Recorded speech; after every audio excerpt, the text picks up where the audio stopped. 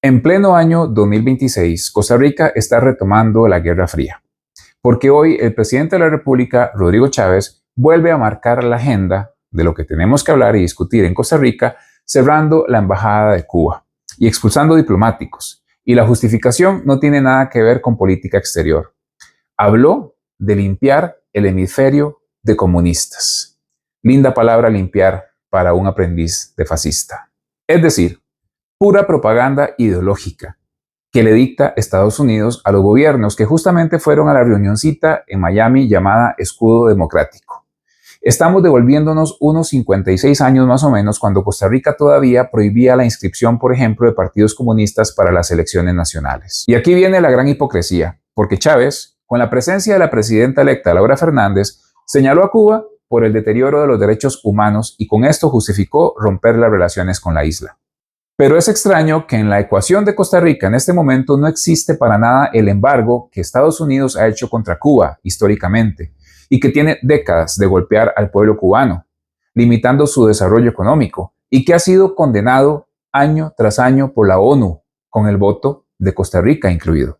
O sea, hasta hace poco sabíamos que es injusto ese embargo y que eso deteriora la situación social y económica de Cuba, pero ahora la ignoramos convenientemente y simplemente porque Trump nos da directrices para cumplir. Y mientras tanto, ¿dónde queda entonces la indignación, digo yo, para ser justos, por el deterioro de los derechos humanos que sucede en Estados Unidos? Porque el mismo país al que hoy nos alineamos mansamente tiene graves denuncias de abusos. Por ejemplo, el ICE, la Policía Migratoria de Estados Unidos, ha sido señalada por organismos internacionales por detenciones masivas, tratos crueles y condiciones inhumanas en centros de detención. Se han documentado abusos físicos, aislamiento extremo y hasta denuncias de abuso sexual contra personas detenidas. Incluso operativos donde se detiene a personas por su perfil racial latino, incluyendo ciudadanos estadounidenses. Y sí, también hay muertos, personas abatidas por agentes del ICE en operativos cuestionados, que han generado protestas y demandas por abuso de poder. Y vean el nivel de cinismo, de hipocresía y de sumisión de Rodrigo Chávez hacia Estados Unidos, que Rodrigo Chávez son las alturas de este momento en que ya va a terminar su mandato, que no se ha indignado ni siquiera por el tico Randall Gamboa Esquivel, que falleció el 26 de octubre del año 2025 tras ser deportado por el ICE desde Estados Unidos en estado vegetativo. Don Randall fue detenido en diciembre del año 2024 y pasó meses en hospitales de Texas con daño neurológico y desnutrición, llegando a Costa Rica en septiembre del año 2025 en un vuelo de ambulancia. Y a hoy su familia no tiene respuesta del por qué, cómo o quién causó esas lesiones y que posteriormente le provocaron la muerte.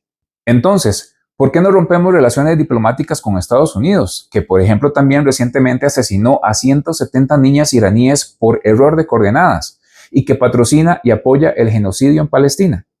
Entonces, ¿por qué no rompemos relaciones diplomáticas con Estados Unidos por infectar de sífilis a 1.500 guatemaltecos en 1946 y 1948 para estudiar en humanos el desarrollo de las infecciones de transmisión sexual y evaluar la capacidad de prevención de la penicilina, sin que los infectados supieran que estaban experimentando con ellos?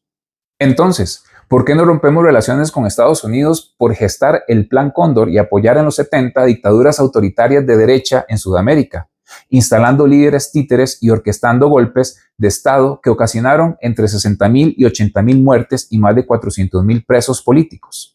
Entonces, ¿por qué no denunciamos al mundo y le gritamos y nos rasgamos las vestiduras a causa de las 4.5 millones de personas que han muerto como consecuencia de las guerras emprendidas solo por Estados Unidos desde los atentados del 11 de septiembre del año 2001?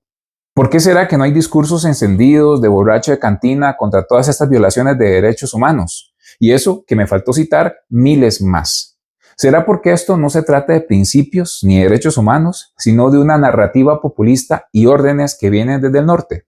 Hoy el enemigo de turno son los comunistas, pero ayer fueron otros. Fueron los arias, fueron los periodistas, fueron los agricultores, las universidades públicas, los sindicatos, los diputados y mañana puede ser cualquiera de ustedes. Y esto sucede porque el populismo necesita enemigos para sobrevivir.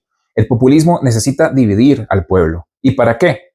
Para no rendir cuentas. Para que la gente se le olvide, por ejemplo, que subió la gasolina y va a seguir subiendo, que la vida está cada vez más cara, pero más cara todavía más para los pobres, que alguien tiene, por ejemplo, un nuevo hijo en Panamá, que el hospital de Cartago ni planos tiene para iniciar, que estamos inundados de narcodólares, que nos quieren pensionar a los 70 años gracias a que el gobierno no le paga la deuda a la caja, que la educación va de pique, que han cerrado más de 140 líneas de autobús de pueblos y zonas pobres, que la inseguridad está cada vez peor, y un largo etcétera. Y saben que es un detalle aquí bastante ridículo, que Chávez se indigna supuestamente porque en Cuba se han debilitado los derechos humanos. Ajá. Pero el diputado electo chavista, Noy Acosta, dice que él no ve nada de malo en que se le permita a las policías nacionales allanar la casa de cualquier ciudadano, es decir, usted o yo, sin que exista ninguna orden judicial o causa judicial.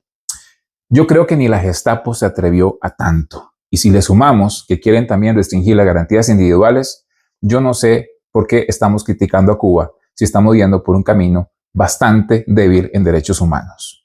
Entonces, esto no es sobre Cuba, es sobre cómo nos intenta manipular y nos ponen a hablar de temas que no resuelven lo importante y prioritario y cómo Costa Rica en menos de 4 años pasó de ser ejemplo de una relativa paz y neutralidad a nivel de la región y pasó a ser un simple peón de Estados Unidos, y un Estados Unidos liderado por una persona bastante desequilibrada.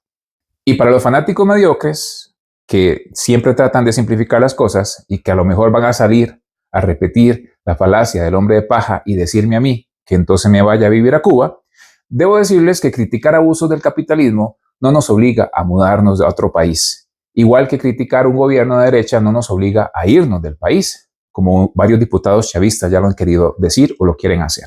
Porque una idea se debate por sus argumentos, no por el lugar donde vive la persona que la dice. Una cosa es defender ciertas políticas sociales, otra muy distinta es justificar autoritarismos o violaciones de derechos que pueden venir tanto de la izquierda como de la derecha. Además, vivir en Occidente mientras se critica a Occidente no es hipocresía. Es precisamente ejercer una libertad política, la de señalar fallas del sistema desde dentro para cambiarlo.